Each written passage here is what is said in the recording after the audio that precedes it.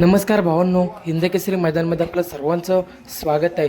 तर भावांनो, आज मौजे आसू येथे भव्य दिवस ओपन बैलगाडी शर्यतीचं मैदान संपन्न होत आहे आणि या मैदानामध्ये आपल्या सर्वांचा लाडका देव रुस्तम द्वादश हिंदकेसरी बकासूर गटपास झालेला आहे.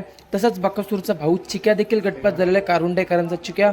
आणि तसंच भावांनो, पंचम हिंदकेसरी सर्जा देखील गटपास झालेला आहे. बकासूरचा पायरा होता तो म्हणजे मल्हारसोबत, कारुंडे एक्सप्रेस चिक्याचा पायरा होता तो म्हणजे राजासोबत आणि पंचम हिंदकेसरी सर्जाचा पायरा होता तो म्हणजे सचिनसोबत. अशा तीन बैले गटपास झालेली होती टॉपची. आणि भावांनो, मानगर पारगावकरांचा वादळ देखील गटपास झालेला होता. तर कोणत्या सेमीमध्ये पळणार ते सांगणार आहे.